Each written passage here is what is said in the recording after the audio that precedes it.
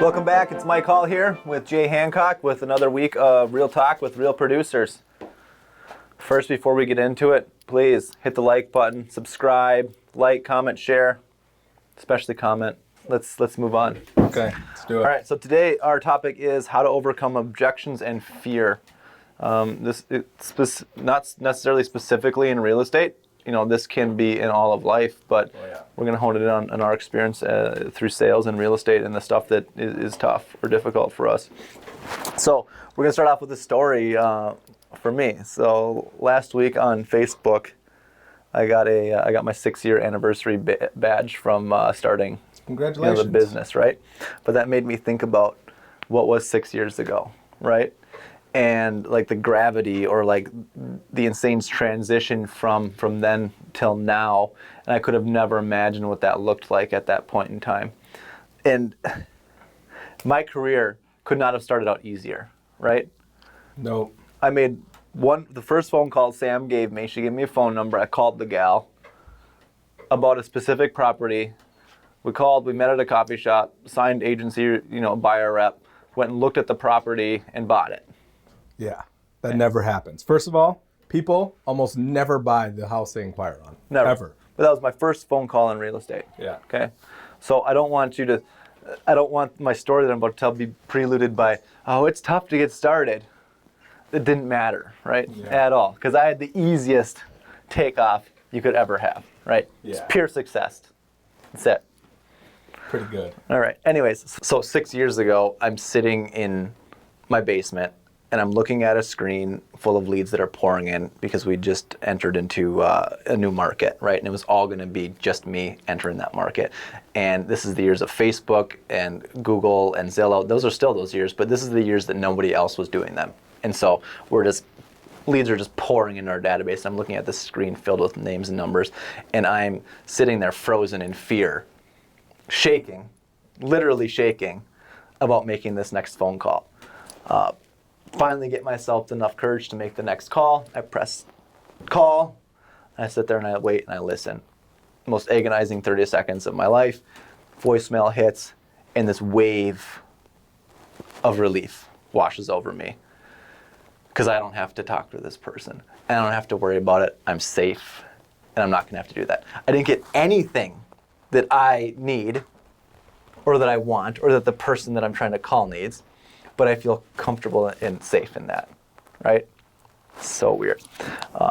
Fast forward 6 years till today. This morning I come in on the car ride in. I make 5-6 phone calls to names, or mostly numbers, barely even know names, and I'm just firing through those phone calls. I get to the office, another 30 minutes of phone calls, just blasting through them, and I get to the end of the 30 minutes, and I go, is anybody else getting anybody else on the phone because nobody is answering for me today? And my biggest problem is that I haven't talked with enough people about real estate. And so I fire up from my chair and I go talk to Matt, I go talk to Jay, Elena, and I just start unloading all these things about real estate that I need to get out because I didn't get it released on the people that I wanted to talk to today. Yeah. So over a 6-year span, we go from somebody who's crippling, like fear of talking or having somebody answer my phone call to my only frustration of the day is that I didn't talk to enough people that I didn't know about real estate. Yeah. And how do you get from there to here? Right. How cool is that? And how do we keep pushing forward in that? Well, let's get into that. I think you had said something along the lines of, you, me and Samantha had a conversation about playing the tape all the way through, and playing the scenario in your head. Why don't you elaborate on that?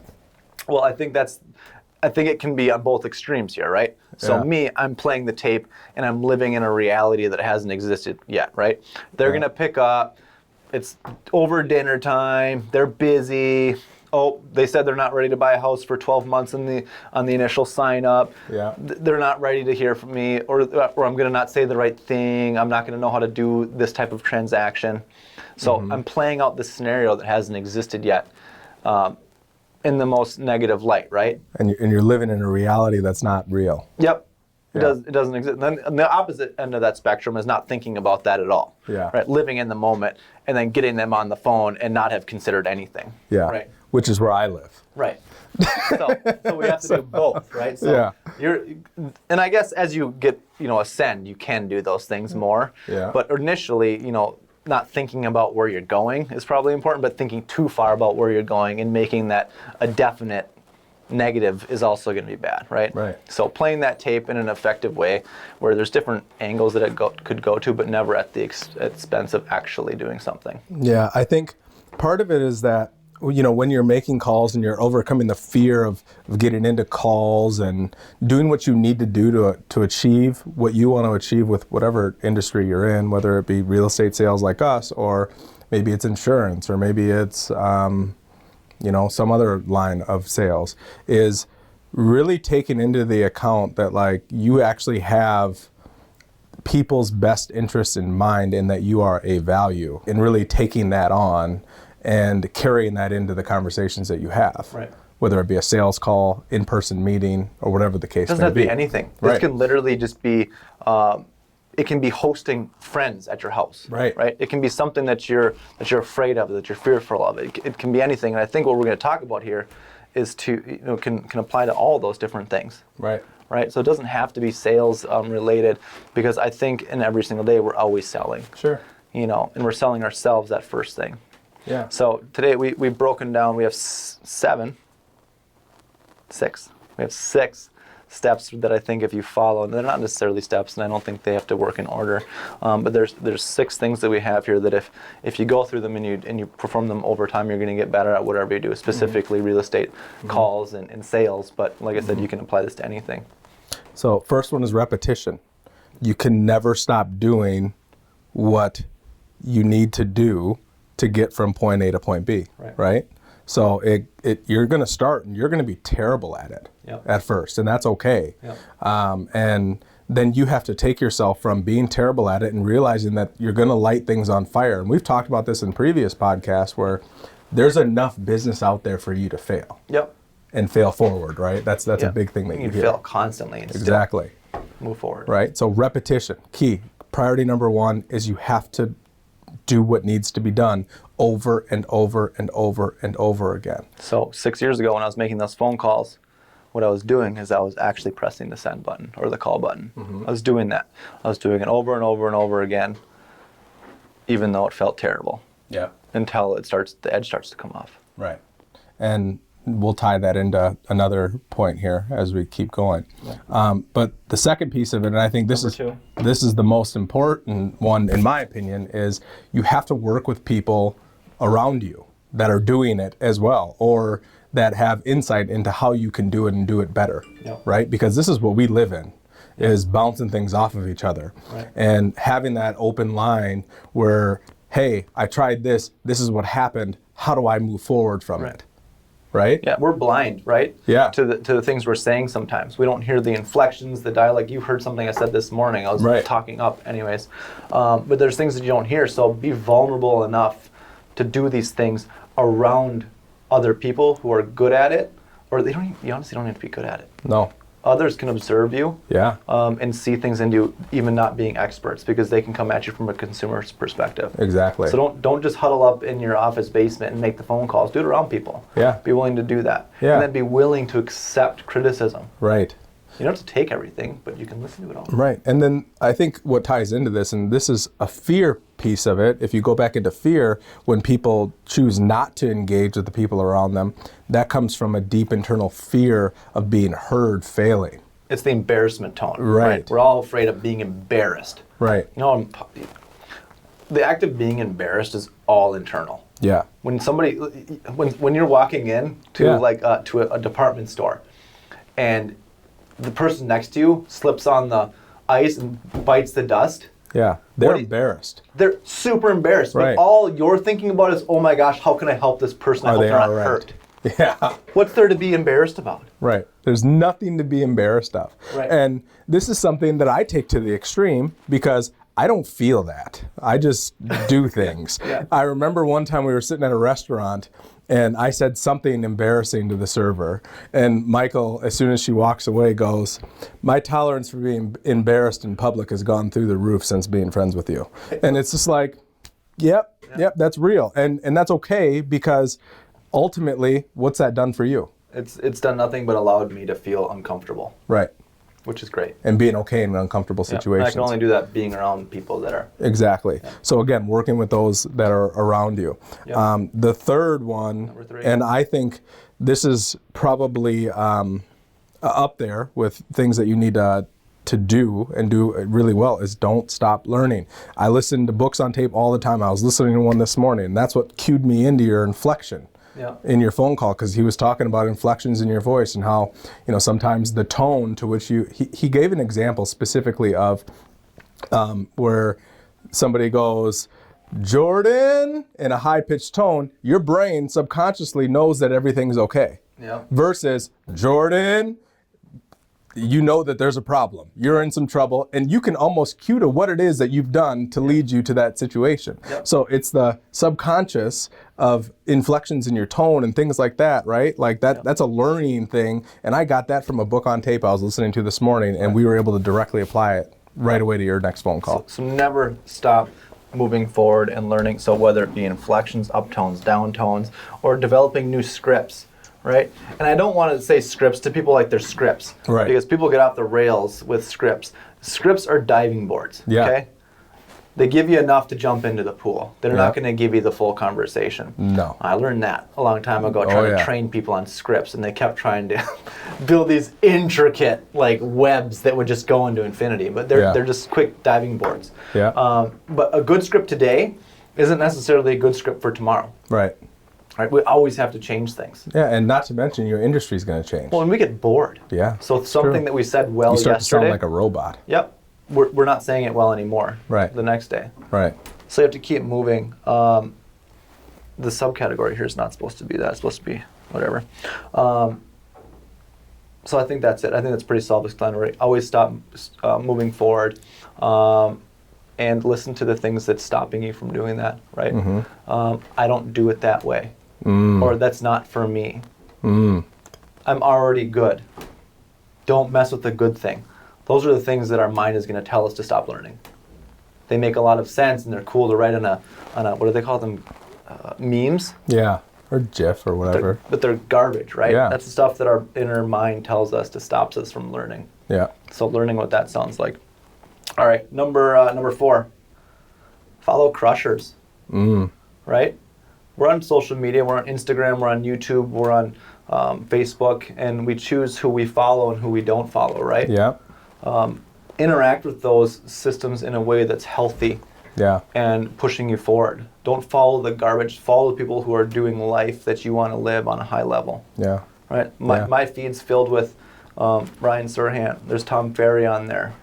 Jared James is on there. Yeah. Right. There's people who are life coaches are all on there. Right. Yeah. Yeah. All things that I'm consuming things. And I think that kind of ties into your subcategory of don't stop learning. I mean, that's all part of it. That's all I think so. Inclusive, right?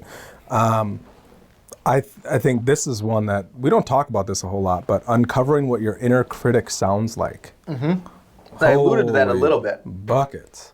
I alluded to that a little bit in number 3, right? Yeah. But what does your inner critic sound like? And what your inner critic is it's the dark, nasty voice in the back of your head that is so soothing and so smart and says all of the right things to make you feel comfortable. So it sounds like me. But it's all right? But it's that voice in the back of your head that says, you don't need to do it now. Yeah. You're good. You have tomorrow. Yeah. You can do it later. You got enough money in your bank account to float you through 6 months. You're fine. You'll be all right. Yep. You're comfortable. Yeah. I already have the life that I wanted. Why push any further? There's no need to. Yeah. That's only going to take away from what I'm doing. Right. So what does that inner voice that's holding you back sound like? Well, I think part of it is challenging that inner voice, right? And understanding when it is your inner voice that's speaking to you. And that's the big thing, is uncovering what your inner voice is. So whatever you're striving towards. You know, let's say it's a material, you know, like dollar amount that you have in your bank account or what have you. Your inner voice, once you hit that, is, I'm comfortable now. But you need to know that that's coming. Yep. Right? As you're getting close, you're like, oh, I'm almost to my goal. That's awesome. Yep. You need to find a new goal. Yep. At that point. And move on. Yep. Yep. So I think that's a big one, and I think that's something that you can grab into all facets of life, because you're constantly under attack by this calm, soothing, fear-adverse voice in the back of your brain. And I think what that goes into nicely is, I'm going to do it when I feel it. Right. That was today, doing this podcast. Yeah, we struggled. We planned this one for an hour, which is an eternity. Yes. For me and Jay to sit down to plan something, right? And we were giving up, right? I was ready to leave. We're done. I'm over this. Nick came in and he goes, or our camera guy came in and he says, well, you know, some days you just don't feel it. Let's wait to feel it. Yeah.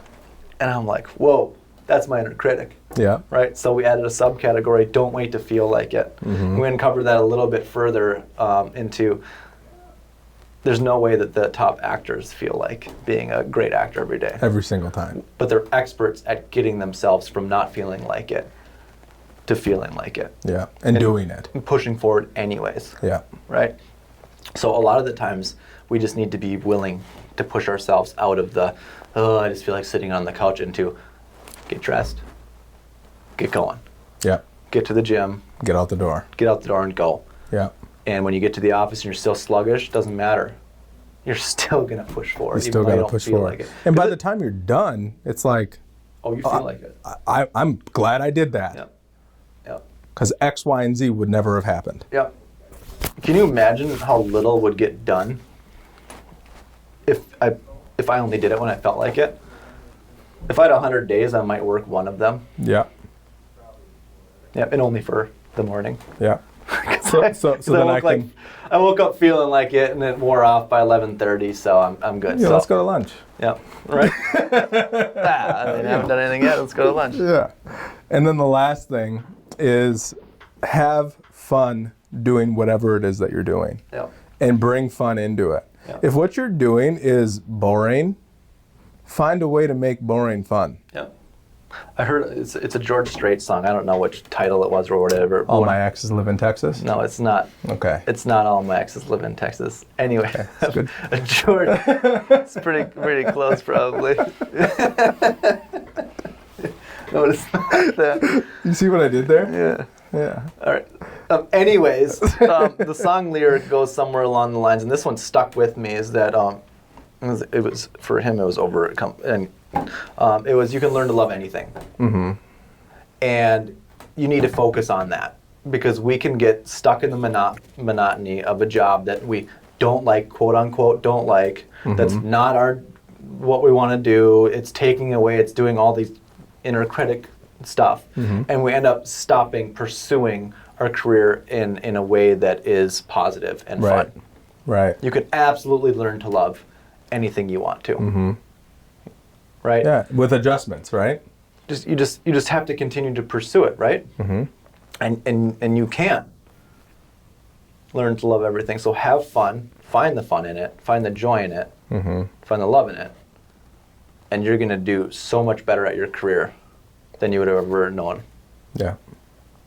Yep, I agree. So that's what we got. That's 6, right? Or is it? It's 6. Let's not worry about counting. I don't know if that's Michael's strong suit, Well, but we're labeling them this time. Okay, 6. 6 it is. There's 6. All right. Thanks, guys. Like, subscribe, comment. We'll see you next week. It's Real Talk with Real Producers. Till next time. See ya.